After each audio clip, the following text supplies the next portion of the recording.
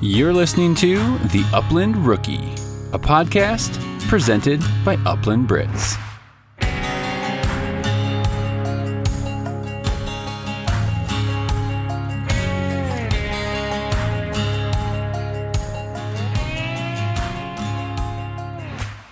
Hey, what's going on, rookies? Welcome to episode 44 of the Upland Rookie Podcast. I'm your host, Will Larson. This podcast is sponsored by Final Rise. If you're just getting started or a seasoned upland hunter and looking at some new gear for this fall, I'd highly recommend checking out the Final Rise systems. I've owned my Summit vest for about 3 years, and I have had it through many bird hunts, training sessions, NASTRA events, and I have beat this thing to the ground. It still is in the same condition as the day it showed up on my doorstep. American-made vest designed by a guy who is just like all of us. Give Final Rise a serious look at finalrise.com. Trinity Bretons is the home of the Épagneul Breton, also known as the French Brittany. All Trinity Breton dogs are from champion bloodlines that are field tested and family approved. For over 33 years, Trinity Bretons has worked to offer you the best bred Épagneul Breton in the country. Check them out at trinitybretons.com. Also on Facebook and Instagram at Trinity Bretons.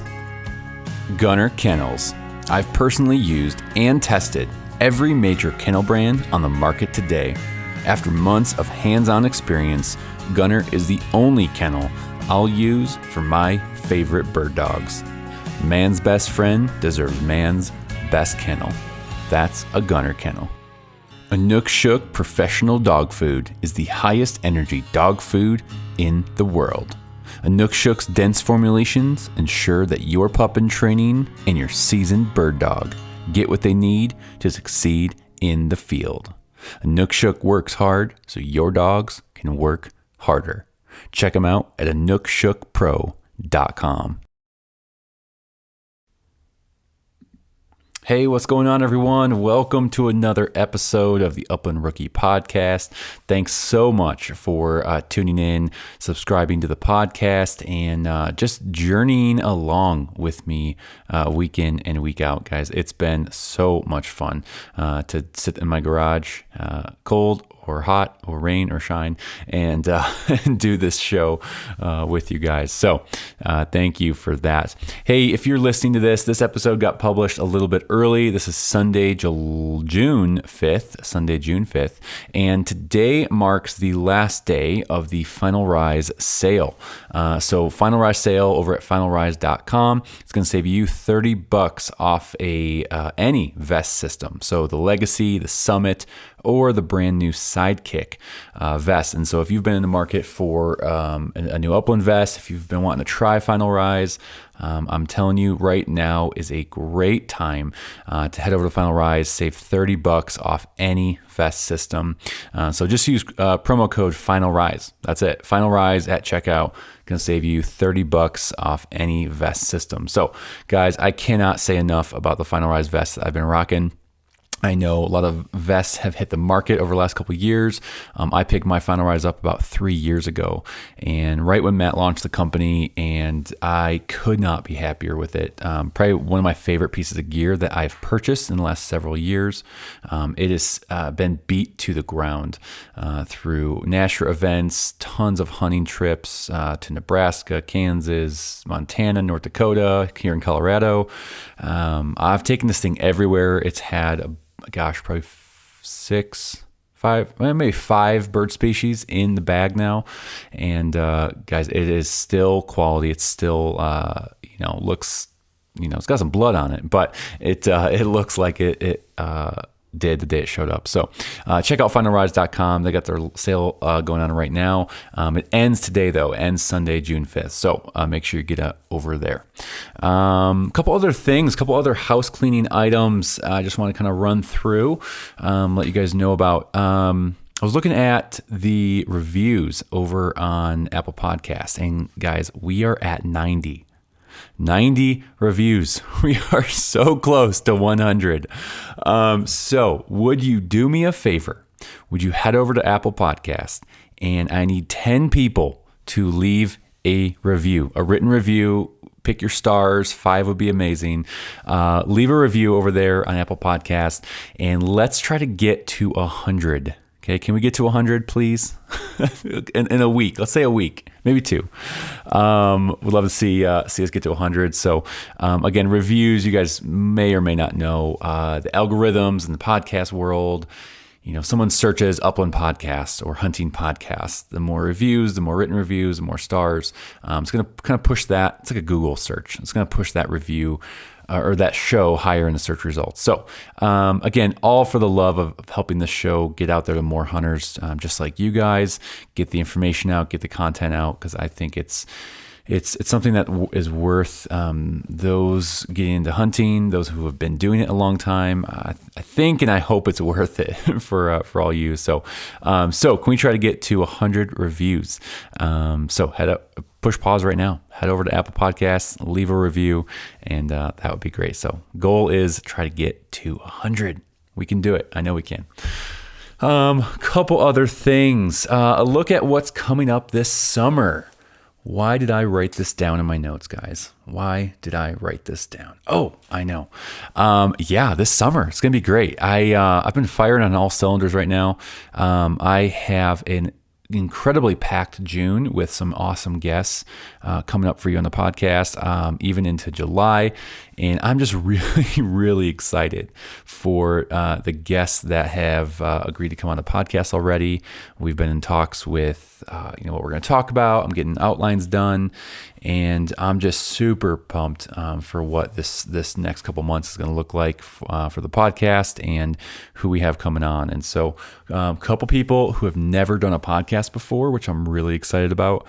I think that's always fun when you can get some guests on that the world hasn't heard before, that they haven't been on a show before, they haven't had thousands and hundreds of thousands of people listen to them before. So I'm pretty proud of that. Have some cool guests coming on, and then some other guests that I'm just really excited to get to know more, unpack their stories, and try to learn something from their expertise. So just a little teaser. Wanted to share some good things coming up in the next few months, and then we're going to be getting into August, September hunting season. I'm really excited for that. So yeah, we'll be doing more episodes on hunt planning and all that kind of stuff, because this season could not come soon enough. I'm just saying. All right, and then last thing I want to tell you about is finally, it's happened, guys. Something has happened. Lots of you have messaged me and said, why aren't you on Patreon? Why aren't you on Patreon? Hey, Will, how you doing? Love the show. Why aren't you on Patreon? And so after several requests, I am finally on Patreon. Took me all weekend to figure it out, set it up, make it look somewhat decent. But it is live. It's out there.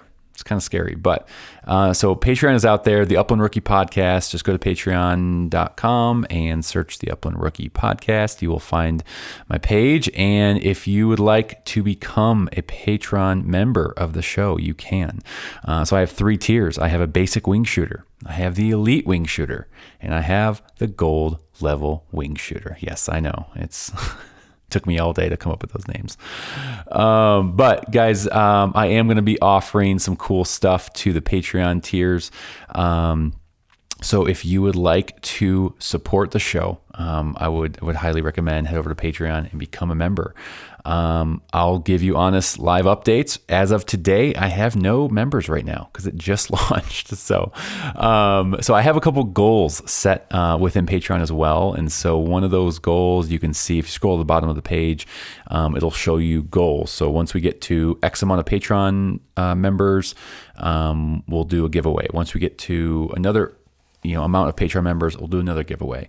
And so there's going to be some cool stuff in there. So take a look at the Patreon page, and I'm sure it will evolve and grow and develop over time. This is kind of what I'm starting with. And again, this is a big way you can just help support the show, help me with some regular podcast costs, some things that it costs to do the podcast. And just if you want to show your support, if you're enjoying the show, enjoying the content, I so appreciate that. And if you want, it's no requirement. I'm never going to put my entire podcast only on Patreon. I'll never do that. But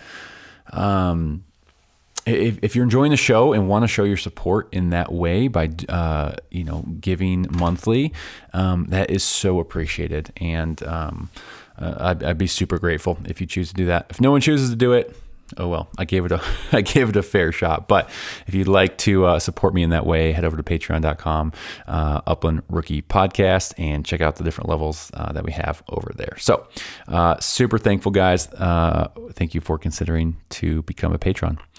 All right. And then our guest today, super excited, talking with my buddy, Cal Hardie. So Cal Hardie and I, we've known each other for about a year, chatted a lot online last hunting season, and we stay in touch, over the old Instagram, social media, and him and I had a blast catching up, chatting about his last season. He does some guiding work. He's got a Brittany. He's got a couple labs. And he really jumped all in this past season to upland hunting with his own pointing dog, and hunted some great places. He traveled all around the country and had some incredible hunt opportunities. And so it was really fun getting to know Cal and his story today on the podcast. So without further ado, we're going to jump into episode 44 of the Upland Rookie Podcast. It was good. It was good. My younger brother, they qualified for the Junior College World Series. So we were in Grand Junction watching them play. Very cool. And it just happened to be the school that I played for as well, and it's the same coaching staff. So, very cool. It was pretty cool. It was the first time in school history they had made it, so it was a big deal. Oh, no way. That's awesome. So it's division, is it junior? You said junior college? So junior college, yep. Okay. So there's 189 teams in the country, and they made it to the last 10 in the country. Wow. They make it to Grand Junction every year. So yeah, good for them. Yep. You were pretty involved in baseball, weren't you? Yeah. I played through college, played some. I mean, this is basically all I've ever done. There's only been like two things in my life that I've been halfway decent at: playing baseball and shooting a shotgun. Hey, those are not bad things. No, not at all. Not bad things at all. Cool, man. Well, Cal, why don't you tell us a little bit about who you are and put us on the map? Where are you talking to us from? All right. So Cal Hardie, I live in Dallas, Georgia, but Bremen, Georgia will always be my hometown. It's a little bitty small town right on Georgia-Alabama line, about an hour west of Atlanta. All right. All right. Ex baseball player, like we said before, ex college athlete, and big avid wing shooter, waterfowl and upland. So. Fantastic. Yeah. I definitely want to get into both upland and waterfowl, because I know you do a lot of that. Yep. I first got to ask you, why didn't you go further with baseball? I couldn't hit a curveball. Why are we seeing you on ESPN, man? I couldn't hit a curveball. All right. I can't really, throw one. So you got something on me. Yeah. So. No, I was very fortunate. They paid for my school when I went through college, and got out with no loans. So I got an education and got to play ball. Oh, got to see some awesome parts of the country. It was a pretty good deal. That's a good deal right there. No student loans, and get to play a sport you love. And exactly. That's awesome. And got an education for free. So yeah, even better. Yep. That's great, man.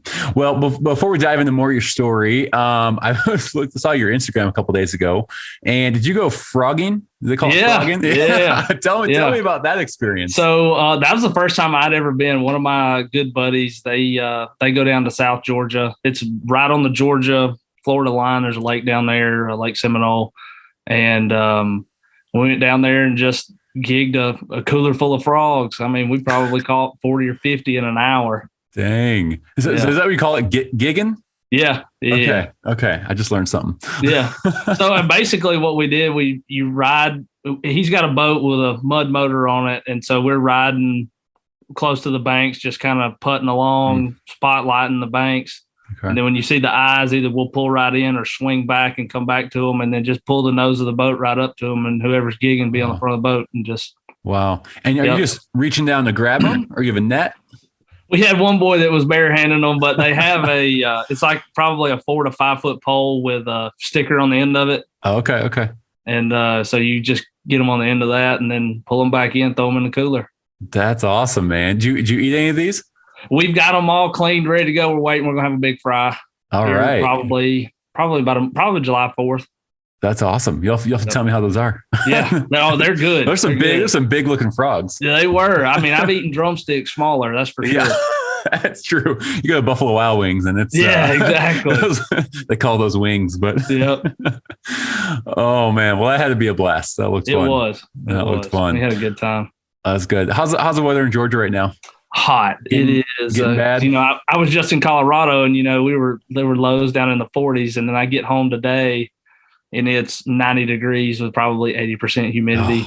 It's pretty warm. That's brutal, man. Yeah. That is brutal. Well, Cal, let's kind of rewind a little bit and jump into your story a little bit. I want to know a little bit, more about who you are and kind of really how you started upland hunting, waterfowl hunting, like what brought you into this outdoor space, and just kind of did you grow up in the outdoors, or how'd that go? Yeah, about? So I grew up in a hunting family. On my mom and dad's side, they were both hunters. I mean, I had uncles and grandparents on both sides that hunted, and I mean that was the thing. They hauled us around when we were little, and they took us wherever they were going. Some of my earliest memories bird hunting. My dad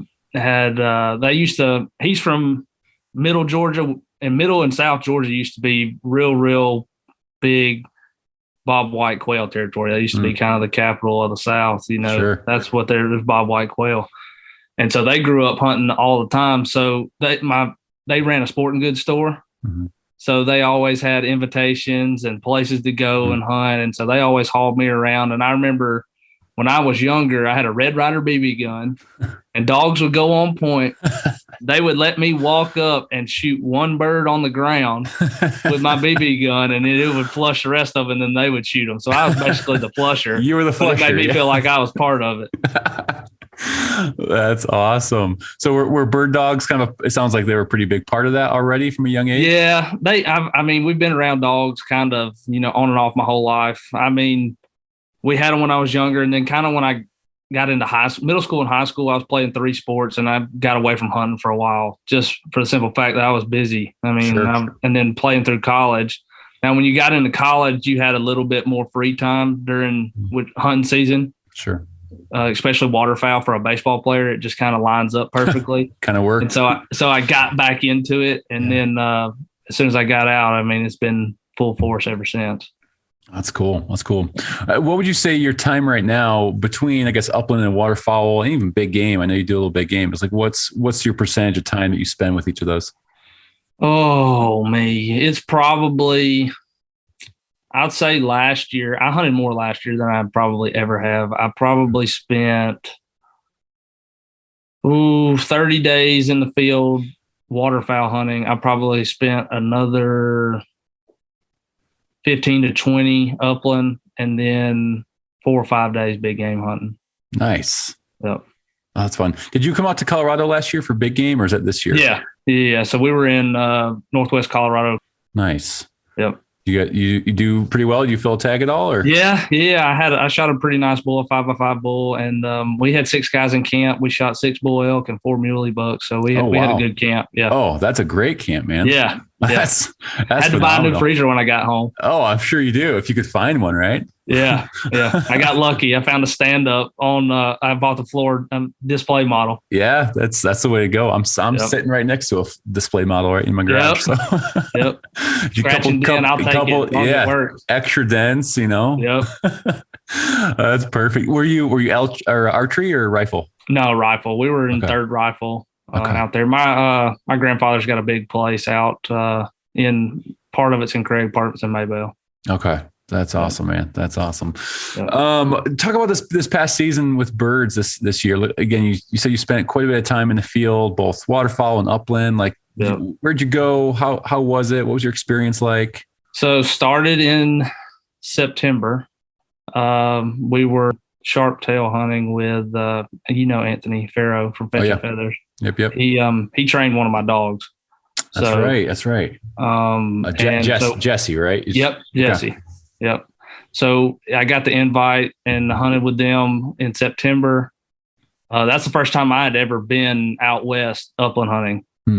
And so I was, bright-eyed, bushy-tailed, just soaking it all in. Sure. But it was a great experience. Shot 2 limits in 3 days. So That was awesome for me. And then went from there, came home. I went to North Dakota in October and shot sandhill cranes and ducks. Oh, that's cool. Yep. And then November, I was in South Dakota pheasant, and then Colorado again for elk. And then let's see, come home in December. Trying to think where I went to North Carolina and shot a swan in December. I had to draw a tag for that. Oh, nice. And then for New Year's, me and my younger brother went to Washington State and shot ducks. Dude, then, you got around. Yeah. Oh 11 states last season. And they're not close states. They're it's polar opposites. Yeah. And then I think I finished my season in Kansas last year, ducks. And then all, sprinkled in there, I hunted a quail preserve right here around the house. I've got a membership there, and then I'm a part-time guide there. So I just fill in when they need extra bodies. And so I'm exhausted. We sprinkled in and do what? I'm exhausted just listening to this travel. Yeah. Stay busy, that's for sure. Was that? I mean, that's very unique. I don't think everyone will travel, I guess, that extreme opposite places. Like, was that kind of like, what was that? Was that a goal for you? Was that something you just wanted to try, these different animals, or what? Man, I don't know. It's just one of those things. I've gotten to a point in my life to where I'm very fortunate financially, and I have a very flexible job to where I can kind of pick up and go, especially during hunting season. Yeah. And I just decided that I was going to go. Yeah. I had the dogs. I had the leg power. Just pick up and go. Just try some new experiences. There's no more like, hey, I wish I could do this one day. I'm going to go do it. If I have the urge to go do it and I have the means, I'm going to go do it. Yeah. That's awesome. Why not? Right. Why not? Just we get one life. Do it while you can. That's right. I love that, man. So let's talk about your dog, Jessie, a little bit. Now, did she go with you to some of these upland states that you hunted birds with? So she was with me in Colorado. So let's see. Let me think. I just got a Facebook notification. She'll be 2 in September. Okay. I bought her as a started dog. Okay. From a guy out of Kansas. I bought her I guess she was probably 5 or 6 months old when I bought her. And then I picked her up and drove her straight to Anthony's. Okay. And he had her for 3 months. And then I got her in September when we were out there hunting. Nice. And then we went to South Dakota and shot wild pheasant. And then we actually shot wild quail at home and then hunted on the preserve some too. So. Okay. So she got a good first season under her. Oh yeah, for sure. You got 3 wild species in the first season is pretty good, and plenty of bird contacts at the preserve. So that's perfect. Yeah. Did you kind of have a goal going into kind of like where you wanted her for steadiness? Did you send her to Anthony and said, hey, I want to finish dog? Like, what was your kind of goal going into that? No, I told him what I wanted up front. I was like, look, I don't need one of these really super polished field trial hunt test dogs. I want a meat hunting dog is what I want. And I mean, that's stuff that I can work through because I'm learning. This is the first dog that I have had personally that was my own. Sure. So it's stuff that me and her can work through together, and we figure out, because at this point with her at the preserve, I've kind of got her as a point, flush, and retrieve. Sure. And that way with me guiding, I don't have to walk up in front of her and try to flush birds and worry about other folks shooting you, sure. Me not even carrying a gun. And then you got to duck and make sure you don't get shot. Exactly. Yeah, that's cool, man. What were some of her highlights that you noticed this first season with her? What kind of stood out to you? The big highlight for me was probably in South Dakota, because she was running with 2 other flushing labs. So big burly labs, they're just busting through cover, just kind of, quartering, working hard. Sure. And then she actually locked up on some birds that they had overlooked that were kind of buried in some stuff. And then the first day she kind of got bullied around a little bit. She's only 25 pounds. Sure. And But by the second day, she was in after retrieving, watching that little dog carry a big old pheasant is something to see. That's awesome. Yeah. was she kind of retrieving naturally from a young age, or is that something? She had a very natural retrieve, but she's one of those like 75%ers. Okay. She'll bring it back to you about 75% of the way, and then you got to meet her. Yep. As long as it saves me some steps, man, that's something I can work through. You're just thinking smarter, not harder. That's it. Must be a Brittany thing. I don't know. I guess so, man. I don't know. It might be. What I want to get into a little bit more of the dog for sure here in a second. But what are you kind of looking forward to this second season with you, the dog? Like, what are some things you're looking forward to? Definitely looking for some more some steadiness there towards the tail end of our season here. She got used to being on those pin birds, and so when we went out and hunted some wild birds, she kind of bumped them, just getting a little too close. Sure. Wild birds react a little bit different than pin birds. Mm-hmm. But just trying to get as many bird contacts as possible. That's how you make a bird dog. That's what all these old timers around here tell me. You put birds in front of dogs. Birds make a bird dog. That's right. You've heard. I guess that's the old methodology around here, so I'm gonna try to do that the best I can. I've got a couple of invites to some places that I don't know if I'll be able to swing with my schedule, but I'll probably have 2. I know I'm going back to South Dakota. Okay. And then I'll probably make 1 or 2 out west pushes at some point this season. Okay. Sounds like you like getting further west a little bit. Yeah.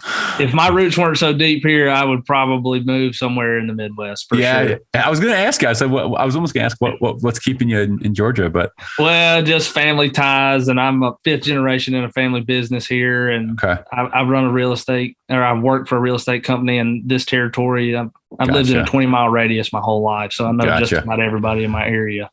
You're pretty planted. Yeah. Roots are deep here. Yeah, absolutely. That's good, man. That's good. Did you do any I guess wild bird hunting in Georgia, or have you, or what's that? I've had a couple, I guess, Georgia guests on. They said it's primarily few and far between. You better be ready to walk. I'm lucky that my dad being from Middle Georgia, they still have some connections down there, and there's still some birds there. Sure. We ran into 2 wild coveys this year on one of my buddies. He's got a hunting lease, and they only thing they do is deer hunt it.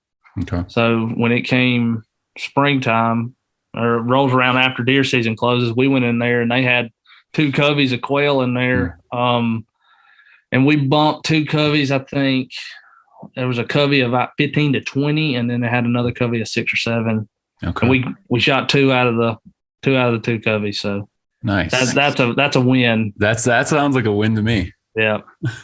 It's just an old timber tract too, a cutover tract, and just grown up with briars and brambles, some of the thickest, nastiest stuff that you could walk through. Jeez. I ripped through a pair of Filson chaps, if that tells you anything. Oh gosh. Yeah. Some serious brush. It was rough. You're cutting there. Jeez, man. Now, how'd you do turkey hunting this season? Man, I only went out probably 4 or 5 times, and I got skunked this year. I had they changed our season. They pushed it back, I think, 2 weeks this year.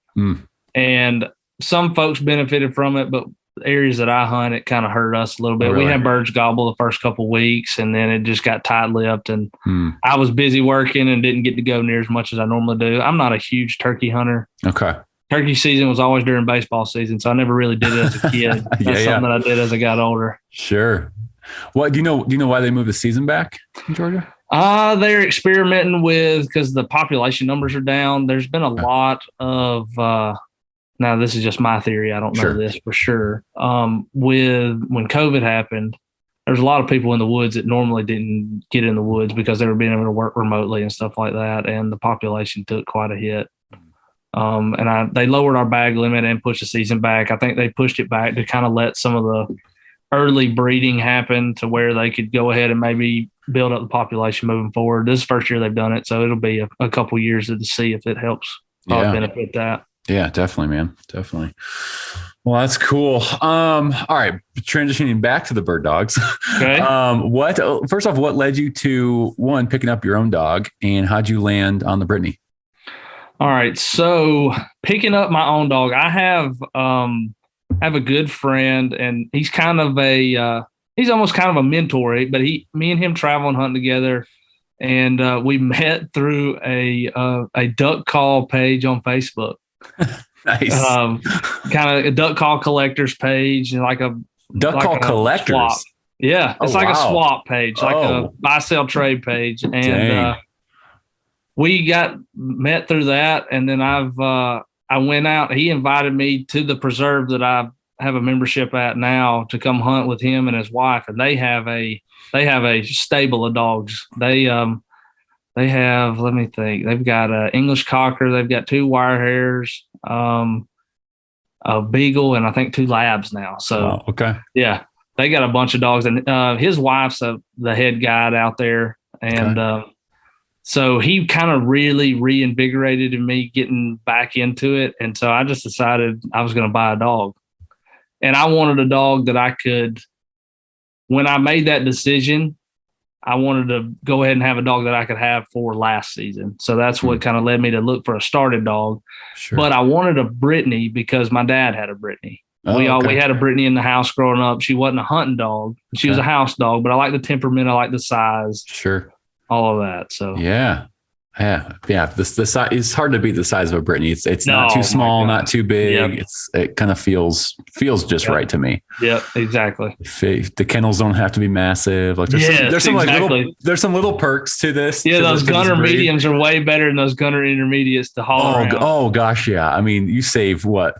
10, 15 pounds maybe? Yeah, and how many square foot in the bed of a truck? Right. Oh, with a topper. Forget it with a topper. Yeah, exactly. That was a pain. I had another brand before this, and it didn't fit with my topper and the deck, and I was like, driving me crazy, driving my OCD crazy. I didn't go decked. I went bed slide with the topper. And I think I saw that. Yeah, so that's been pretty good. I like that setup. Do you ever like, so the bed slide, do you lose a little room on the sides though? Because of you do. You lose some room over the wheel wells. Okay. But have you missed that at all, or not really? Okay. No. With the camper top, with that topper, with the bed slide, you never have to climb in there. Okay. Like if you lose something all the way in the front, you can pull that bed slide out all the way, and then you can just reach it from the ground from the tailgate. Oh, that's nice. Yeah, I've seen those. Those look pretty cool. Yeah, because it's tricky once you start messing with toppers and drawer systems, whatever it might be. It gets a little. Yeah, it does. Gets a little dicey. I don't use my back seat a whole lot, and I've got the seats that fold flat, so it works out. I use most of that for storage, and then I use the bed for the dogs in the cooler. Yep, that's perfect. Yeah, do you have a F-150 or a Ram? No, I got a Ram. I got a 2500 mega cab, so I've got that extra 12 inches behind the seats. Oh, that's nice. And is the rear floor, is it totally flat? Yes, totally flat. Yeah, that's like the F-150. That's actually been really nice. Because before I had the topper, when I'd go out, I would sleep. I would fold the seats up in the back and sleep on the floor in the back. Oh, and it had the hump in it. Yeah, well, I don't have the hump in it. Okay. So it is flat, and it worked out really nice, because I know some other vehicles had the hump. Well, yeah. So mine does have the hump, but my seats fold flat, and then I've got that extra 12 inches. So gotcha. I know you're a whole lot taller than I am, but I mean, it wasn't pretty, but yeah. I can curl up in there and be fine, no problem. Yeah, it made do. Going back to your mentor, kind of how'd you get connected with him, and what has that relationship been like? Yeah, so name's John Cope. He'd be a good guest for you to have on. He's been a lot of places, big waterfowl hunter, and him and his wife with all their dogs. They're great folks. But like I said, I got hooked up with him through that Facebook page with the call collectors. Oh, page. That's right. Yeah. And he and me and him, we hunted in I think 3 states together this year. And then we hunted at the preserve 2 or 3 times. He's somebody that I can bounce stuff off of, but at the same time, we kind of we have the same interest, and it's good to get around like-minded folks, especially in this area. We don't do a whole lot of upland hunting. Most of it's it's pen raised birds, not a lot of wild birds. Yeah, definitely. Now with Jesse, your dog this summer, are you going to be doing any of the kind of training yourself? Are you going to? Yeah, I'm going to. Biggest thing for me, I just want to try to keep her in shape. I'm running e-collars, and I read magazine articles, books, and I'm very fortunate to have a lot of people that I can, kind of lean on and bounce questions off of. Sure. And just if I need some stuff here and there, the biggest thing that I kind of want to work on her this year is backing. Her being a young dog, I hunted her with most of the time this year. I hunted her by herself. Okay. And the few times that I've hunted her with other dogs, it almost, it comes with competition. Okay. Who can get there and who can, get under each other. And so that's something I want to work on this year. Yeah. That's similar to me this year with Gage. Actually, he's with some of the Nashra stuff I've been running, backing. So it's not required, but you get, I think you get an extra 15 points for a back, and he just total disregard for backs. Yeah. So I can steer him away so he doesn't get minus points from the other dog. But there's been some scenarios where I'm like, it'd be kind of nice to get those couple of their points. So I'd like to work on that this year. And then so how's guiding been with her? So now you did a lot of guiding with her. You've been guiding. Like what's the guide experience been like, first of all? Well, I kind of got thrown into it. It was I was out there, I was hunting, and the owner of the preserve, he kind of saw me out there, saw my dog, and I know them all pretty well because, like I said, that's where I hunt majority of the time when I'm here. I was pretty nervous to start with. I mean, because if somebody messes my birds up, like if Jesse would have messed something up for me, like, all right, fine, whatever, I can deal with that. But her doing something for a paying client for somebody else's business, I kind of put some pressure on you that I don't have control over all the time. Sure. But she did really, really well. We actually, the first people that I guided was it was a father-son out of Oklahoma. They had won a hunt at this place in a Pheasants Forever banquet. Oh wow! And she did really, really good. It's just like she was hunting with me. Didn't have any issues with her busting birds. That's the biggest thing I worry about is her not holding a point long enough for somebody to get up there. But then I also, later in the season, I got to guide. It was a 7-year-old kid, his dad, his uncle, and his grandpa, and they were all there. And the kid was shooting a break barrel single shot 410. He shot 4 birds that day. Shot 2 on the fly. Wow. Yeah. Good. And I got one of them on video too. For all of them. It was awesome. For him. That had to be an experience. Yeah, it was awesome. It's really rewarding, but like I said, just putting birds in front of her, the more I did it, the more comfortable I felt. I'm relatively good with people. I can carry on a conversation, especially when it comes to hunting. Sure. I can talk about it all day. Pretty easy for you. Exactly. That's good. Hey, from the guide's perspective, I think this is good for people out there listening, maybe who are going to do a preserve hunt or want to, or maybe they, never have. What's from the guide's lens? Like, what are some good things for people to know going into a preserve hunt, whether it's safety related, expectations? Like, maybe what's your spiel that you tell some clients that you take out? The biggest thing that I always, first thing, ground rules go over is gun safety. Where you're pointing your barrel.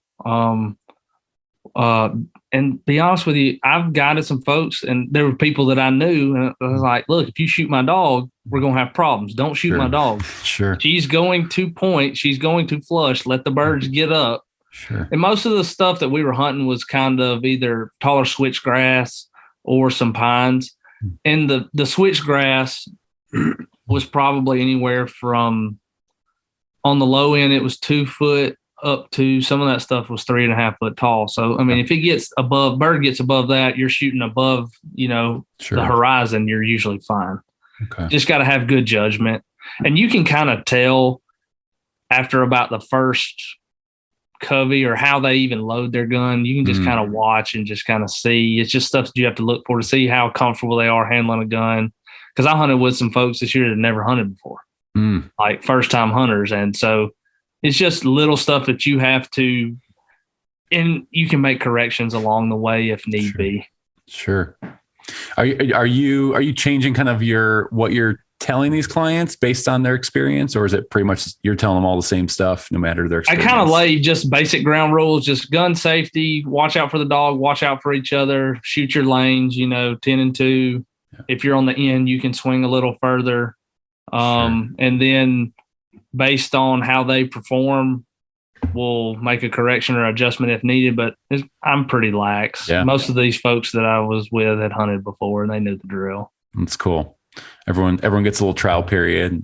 Oh, make sure everyone's safe. I don't have to crack the whip on Right. anybody. I didn't have to do that this year, thank goodness. That's good.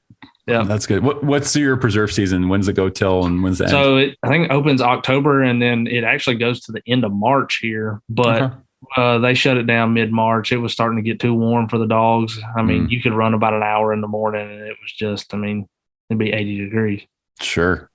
Yeah, that can be brutal. I think that's similar with some of our preserves. And it's about the October range to I think end of March, which is pretty nice. And again, I grew up, not grew up. I started upland hunting later in life, but started out on preserve, and I think they're great. I mean, a lot of people say, "Oh, like pen raised birds, that's terrible," but I will say I think it's a good segue for people getting into upland hunting. Let them experience it, kind of get a taste of it, get your dogs out. I think it can be a really good thing. Yeah, and I agree. I mean, I understand there is a difference in shooting. Yeah, I understand. Yeah, I understand the reason. For somebody that's just starting or somebody that doesn't want to have all the equipment, that just wants to go, once or twice a year, or if you're, for me, hunting at the preserve was very crucial for me in making a bird dog out of Jesse, Sure. The bird contacts. And then with me having a membership there, I get access to the grounds all year. So I can go run my dogs out there whenever I want to. Mm-hmm. And then it worked out really good for me. It's only about 45 minutes from my house. Yeah. So, no, I mean, you brought up a good point too about running dogs. I mean, a lot of these preserves, if you buy a membership, like you get access again, typically at least some of the ones around me, you get access year round to run dogs on their ground. So if you want to just go condition or run your dog off leash in a hunting environment, you don't have to put birds out. Exactly. Those are some benefits of like just getting your dogs, especially if you live in the suburbs or something like that. I think it provides some good opportunities to. And there's always some residual birds that are around, even if you're just out running them. So. Yep, there's a chucker too, or quail. That's right. Or That's right. Those are always little bonus finds, which are nice. Yeah. Have you hunted chucker yet, or is that on your list? I haven't. So that's one of the ones that's potentially on my list this year. Okay. Maybe Utah chucker in January. Okay. I sure hope so. Anyway. Yeah, I definitely. I don't know if I'm gonna be in shape for that. That's it. Honestly, that's the part that scares me. It's like, okay, I got to start taking this a little more serious. Yeah, I'm riding this Peloton, so I'm trying to get there. Yes, I think you're riding a lot more than me right now. I don't know about that. You haven't seen my profile then, so it's like I'm on track for like 2 a month, maybe. Oh yeah, well that's better than nothing, I guess. at least I'll get halfway up the hill, maybe. That's right. Any plans to come back to Colorado this year? Yeah, definitely. I know I'm going to be back for the third rifle elk, and then there's a possible September for Sharpies again. I think I'm not 100% sure yet. Nice. Because I've got an invite to New York to go rough grouse and woodcock, and then I've got another invite to Michigan for the same thing. So I don't know exactly how I'm going to work that in my schedule. I think it depends on work. Just figure it out, man. It out. We'll figure it out. If diesel doesn't come down, I might not be going anyway. Yeah, that's true. Killing me. Well, just fly then, and trying to fly with guns and dogs. Disaster. Oh gosh, I flew with a couple of years ago, 3 or 4 years ago. I flew back to Chicago for Christmas and brought my shotgun with me. And I was going to hunt the preserve. I hunted there, and going there for some reason was fine. No big deal. Coming back, like O'Hare Airport was freaking berserk about my shotgun. Oh man. I got checked in Washington this year. They pulled me for extra screening because, but they swab your gun, swab your whole case, whatever. And I guess he took the swab and ran it over the end of the barrel of the gun. And so it's red flagged for explosives or whatever. So they had to come in there. They had to bring a supervisor in, pull me to the back and check. And I'm like, golly, it's just a pain. It's an empty gun. I just shot it for 4 days. Yes, it has gunpowder on it. I mean, some people, man, they're just. I had to bolt out of it. I mean, there ain't nothing you can do with it. just a piece of steel at that point. That's it. It's a boat anchor. Oh, speaking of rough grouse, that the last episode I did with Nick Larson, he got me all fired up for trying rough grouse. It bumped up a little higher on my list now. Yeah. We'll see if we can make that happen. Hope so. I do too. I've got a few trips that I really want to do. But again, I'm just trying to see how it all plays out. Yeah. Yeah. Sometimes the best plans are last minute plans too. Yeah, so they really are. I think we can all stress out a little bit of like, this right now we're trying to like make plans, but also like, it's okay to make plans the week before. Yeah. Yeah. Just be available when the time. That was the biggest thing for me this year. Like I had buddies, and social media is huge for me in making contacts with folks. And I've had friends of like in different parts of the country. Hey, if you can get here, the birds are here, especially when it comes to waterfowl hunting. And I was like, I can normally swing it. I can get a half day on a Friday and then and then come in late on a Monday. So that gives you, a little bit of time. Sure. Yeah. That's those long weekends. Those help. Yeah. Those help for sure. Oh, cool, Cal. This has been fun, man. It's been fun getting to know you a little more. I know we've connected a little bit, here and there over social media. And again, like you said, I've made some great contacts. You've made some great contacts.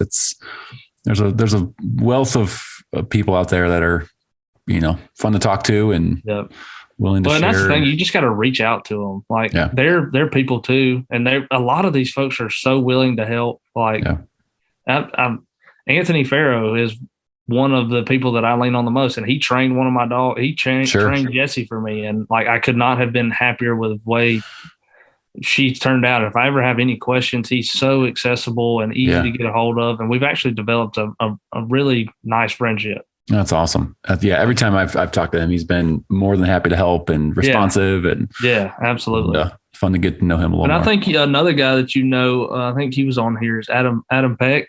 Oh yeah. He's a Georgia guy. Yes, he is. That's right. He did he traveled, did the book.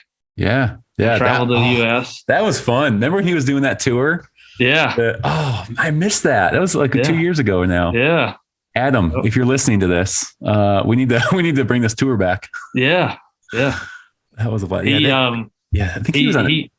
Me and him talk probably once or twice a week. So that's cool. He's a cool dude. He likes hockey. He likes hockey too. So I know. What? Your Avalanche.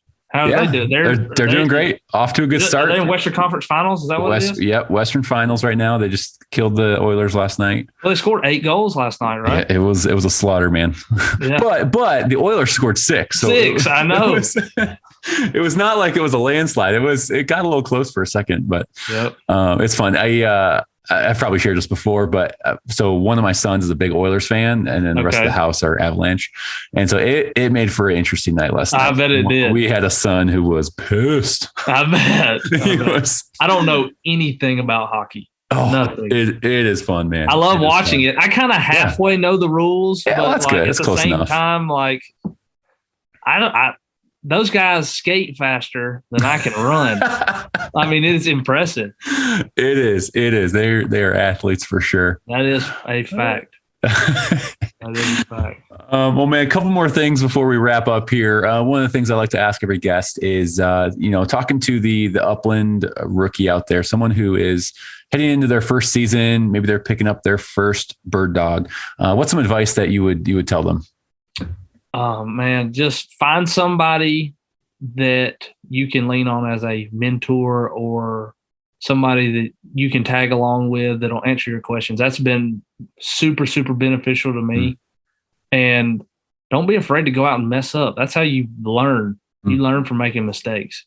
If you bump a bird or your dog bumps a bird, whatever, read books. There's plenty of information out there on the internet, and you just got to take what applies for your situation and use that. That's good. Don't be afraid to mess up. I like that. Yeah. Like we're all scared at times about, I don't want to do it wrong. So you don't do anything. Yeah, exactly. Exactly. That's like, those guys that I hunted with in Colorado, when we got there for the opener, I was like, look, this is the first time I've ever done this. I am going to ask a lot of questions.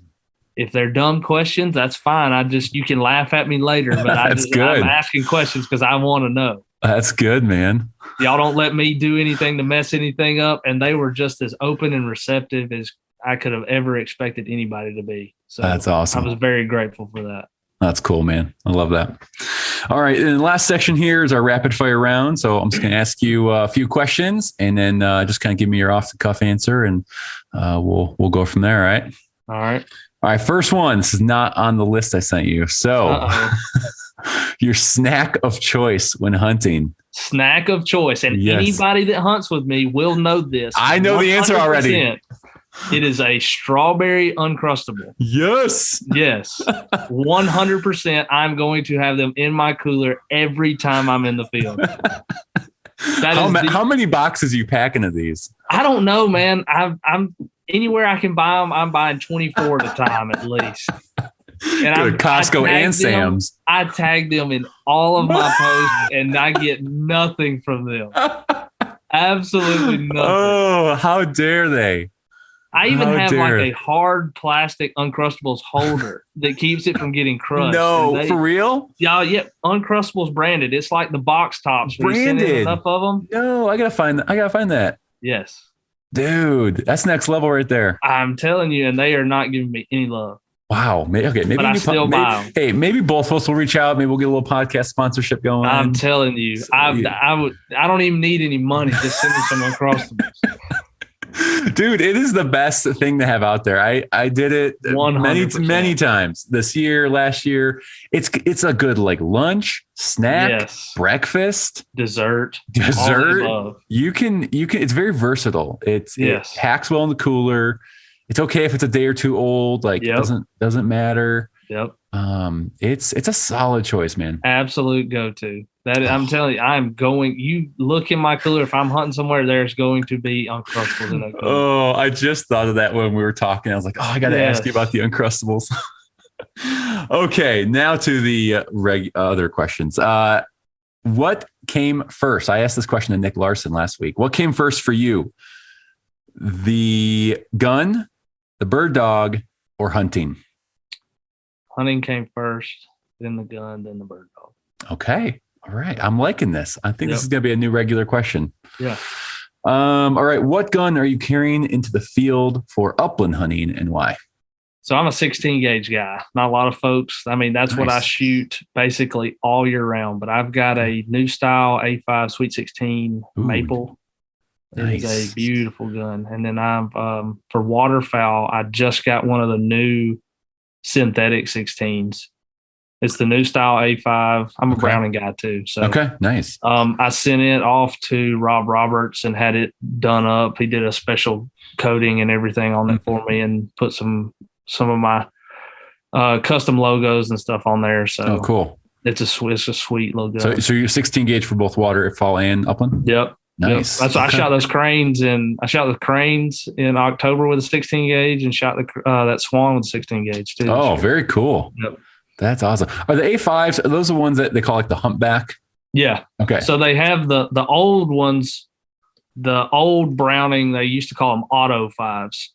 That's the correct name. They had the big hump on the back. Okay. The old style ones, because it's a long recoil system is what they called it, where when you shoot, the entire barrel recoils back into the receiver to push the bolt back. Oh, wow. But now the new ones, it's a smaller hump. And they just did that for nostalgia because it's all an inertia gun. Gotcha. Okay. Just like all the so it's just more so for looks. Frankies. Yeah. Okay. It's just nostalgia is all it is. Yeah. Those people that shot those big humpbacks, you get used to looking down a gun like that. It's the drop is a lot different than trying to pick up just a normal flat gun. Yeah, for sure. No, that's a sweet looking gun. I think I've seen that on your page before. I love it, man. That wood, especially when the sun hits it on that maple one, Oof. Yeah. Yeah, because it's like that real light color, isn't it? Yeah. That's right. Yeah. Okay. Yeah, that's pretty sweet. I like that. All right, a couple more here. Most clay targets you've hit in a row. I used to shoot sporting clays a lot. And I think probably in around, I'm trying to think back, it's somewhere between 20 and 25 probably in a row. Okay. Nice. Not too shabby. No. I'm not a great shot, but I'm not a terrible shot either. That's good, man. Be proud of that. Favorite dog breed besides the one you own? So I have 2 labs and a Brittany. So you have 2 labs. I didn't know that. Yep. I've got a 6-month-old lab. We didn't give them any love.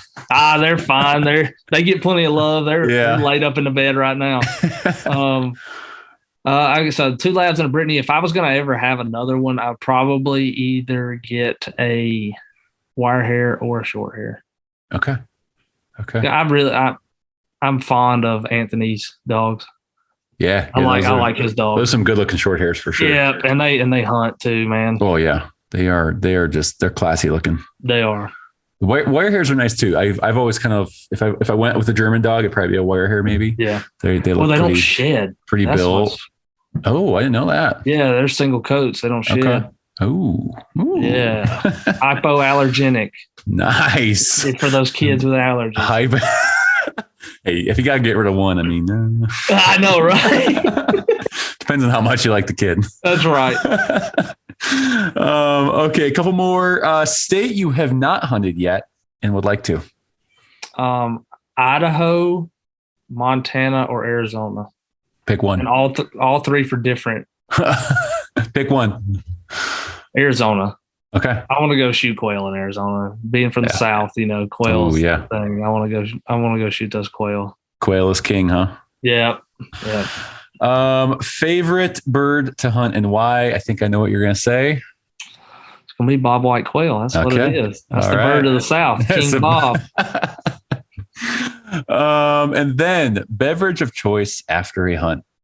Man, I'm not a huge drinker, so I'm going to say a peach Propel most of the time. Oh my gosh. They still make Propel? Oh yeah. Dude, I have them on auto order from Amazon where they come to my door. It's just made my day. You eat Uncrustables and drink Propel still. That's right. I have not seen a Propel in years. Yeah, man. That's me. No sugar. Maybe a decade. No sugar. Oh my. But if I'm going to have an alcoholic beverage, it's probably going to be a Crown and Sprite. Okay. Hey, we're gonna go with your first answer, Propel. There we go. That peach Propel. I'm telling you, you look in my cooler, it's going to be peach Propel and strawberry Uncrustables. What about the grape Uncrustables though? If they're out of strawberry, I will settle for a grape. But if they have strawberry, I will buy the whole shelf. See, I can go either. I kind of prefer the grape actually, but it's just me. No. Grape. They don't sell a lot of strawberry where I'm at actually. So they have like 3 cases of like 3 rows of grape and then like 2 or 1 of then they strawberry. have the big boxes of grape and then they have the little boxes of strawberry. Yes. So I'm just saying, I mean, it's a little more popular, man. Propel needs, or not Propel, Uncrustables needs to hook me up. Oh man. I just need to be able to order direct from them. Yeah. You'd save so much money. I know, right? Oh man, so fun, Cal. How can people get a hold of you if they want to connect, reach out, follow along? I'm on Instagram and Facebook. It's Cal, CAL, Hardie, HARDIE. I'm sure if you Googled that, my real estate stuff would come up. I work for Whitetail Properties, which is a company that specializes in land, rural, farm, hunting, rec properties. So nice. It'll come up. It'll have my phone number on there too. I'm pretty easy. If I don't answer, leave me a message, text, whatever. That's cool. We didn't get into that much, but properties, are you doing that just in Georgia or is that all over? So I'm only licensed in Georgia and I cover the West Georgia area. So which it works out. I mean, I live right in the middle of my territory and I've lived here my whole life. So yeah, that's cool.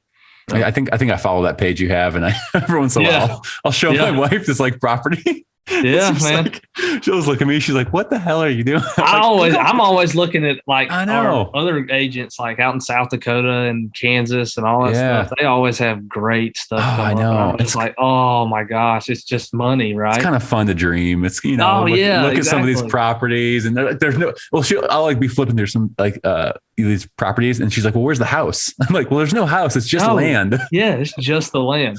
She's like, "So what do you do with it?" I'm like, "Oh gosh."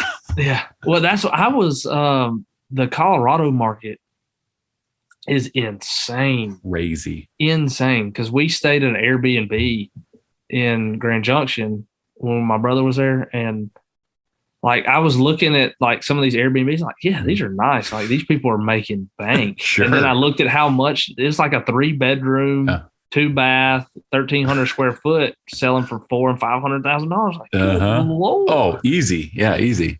And everything, home prices, like everything's going like 60 to maybe 100 over asking right now. That's correct. Where we're at. A friend of mine, coworker of mine, actually, him and his wife, they sold their house, 850 square foot house. Okay. General area where I live, 800 square foot house, sold it for 500,000. Good for them. Yeah, totally. But it's just like, in. It is nuts. That's crazy. But that's the thing though. Like if you try to take that money and buy something, yeah, you're paying the same amount for the same thing. That's the thing. You're not upgrading unless you're moving out of state right now. Yep. Unless you're moving out of Colorado, it doesn't make sense because with interest rates now higher, home prices are higher. So yep. It's all those California buyers y'all got coming in. 100%. It's we're sick of it. We have three houses that sold just kind of around our street, and 3 people are Californians. Yeah, single people, mind you, single. Yeah, we're in like a family neighborhood. And there's like a single dude, a single lady, and then another single dude down the street. Yep. And it's just different, man. Yeah. Love you, Californians, some of you, but stop moving to Colorado. It's just, exactly. It's just they're just driving the market up. Same thing in Idaho too. Idaho's like, I don't 100% quote, but I think it's like 90% public owned. So like the small percentage of private land that these out of state buyers are coming in and just running the price up. Oh, geez. And pushing people out. Yeah, that's hard. It is. That is hard. Well, dude, this has been so fun. Thanks for your time. Thanks for letting us get to know you a little bit more. And it's been fun following along your journey. Absolutely. I'm looking forward to seeing what all y'all got going on this year. I follow your stuff probably more so than you know. Well, cool, man. I appreciate that. Yep. Maybe next time you're out in Colorado, we'll have to try to connect or grab a Propel sometime. That'll work. All right, Cal, you have a great night, man. Thanks so much. Yep. Talk to you. Bye-bye. Hey, well, that's a wrap of episode 44 with my buddy Cal Hardie. Cal, thank you so much, brother, for coming on the show, sharing, your passion, your story, your experiences. We all have unique experiences. I think that's what makes this so fun. Different perspectives, different stories, all for the love of chasing upland birds. Hey guys, don't forget, let's try to get to 100 Apple Podcast reviews. If you could head over to leave a rating and review right now. We're at 90 right now. So we're going to try to get to 100 in about a week, and we'll check in next episode and see where we're at. Hey, don't forget, put some miles on those boots and follow your favorite bird dog. Thanks so much for tuning in. Make sure to subscribe to the podcast to get all the latest episodes. Take care.